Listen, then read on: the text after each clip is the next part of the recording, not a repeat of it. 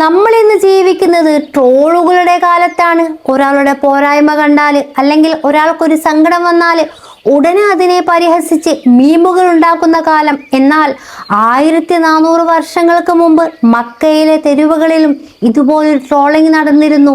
ഇന്നത്തെ സൈബർ ബുള്ളിങ്ങിനേക്കാൾ ക്രൂരമായ ഒന്ന്.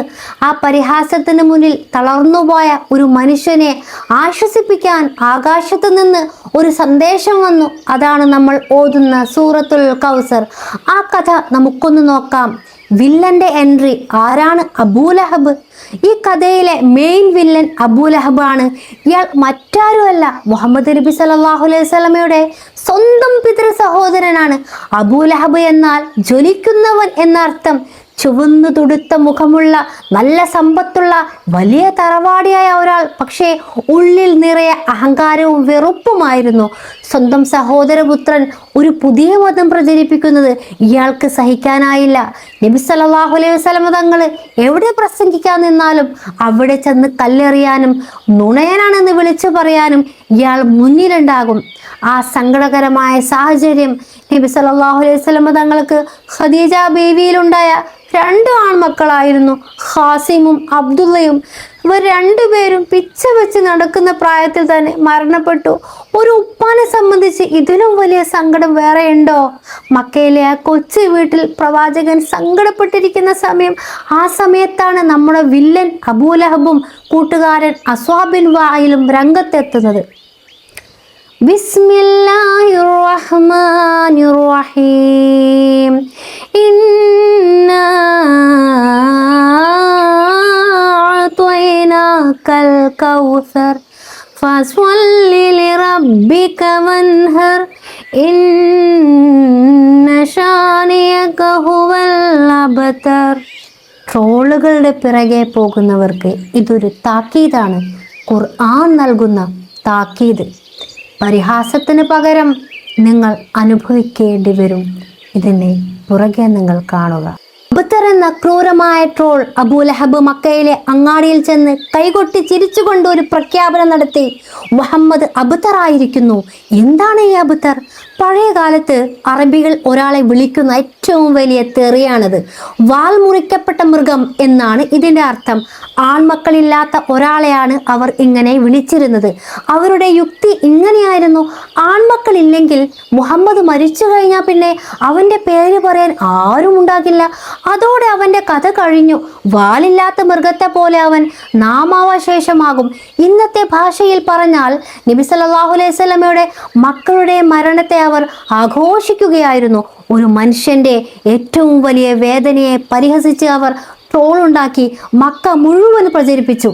ആകാശത്തു നിന്നുള്ള മറുപടി. നബി സല്ലല്ലാഹു അലൈഹി വസല്ലമ തങ്ങൾ മക്കയിലെ കഅബയുടെ ചാരത്ത് സങ്കടത്തോടെ ഇരിക്കുകയാണ്. അപ്പോഴാണ് ജിബ്രീൽ അലൈഹിസ്സലാം എന്ന മാലാഖ പ്രത്യക്ഷപ്പെടുന്നത്.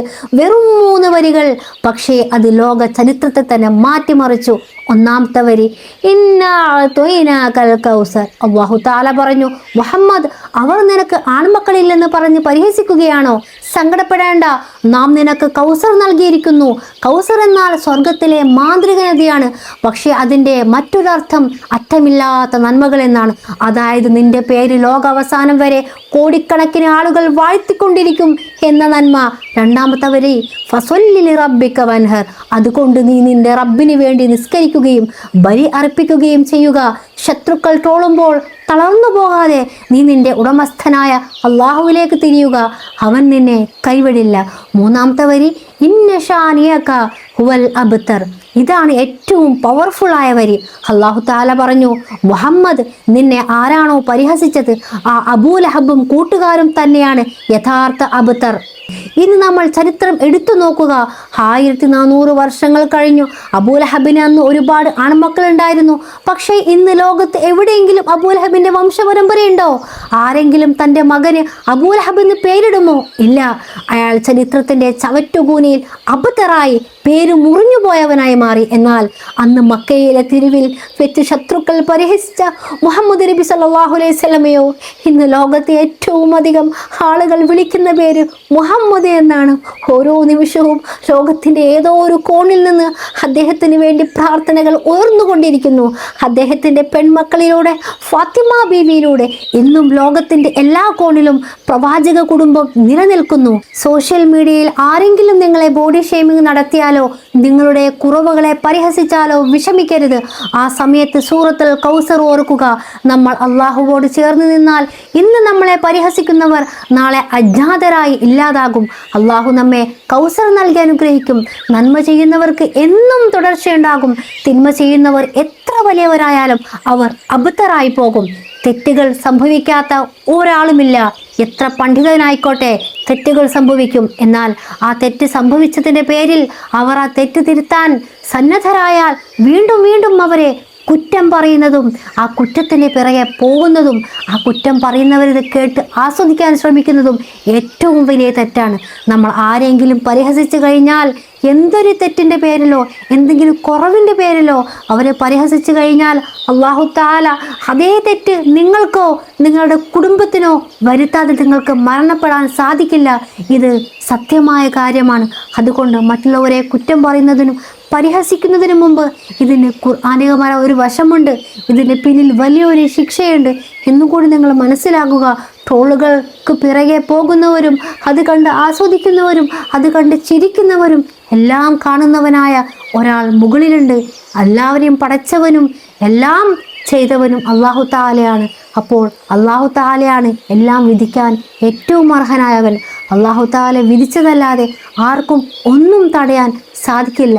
എല്ലാം അല്ലാഹുവിൽ തവക്കുൽ ചെയ്യുക, നന്മകൾ മാത്രം കാണുക, നന്മകൾ മാത്രം ചെയ്യുക. അതിന് അല്ലാഹു തആല നമുക്ക് തൗഫീഖിനെ നൽകുമാറാകട്ടെ.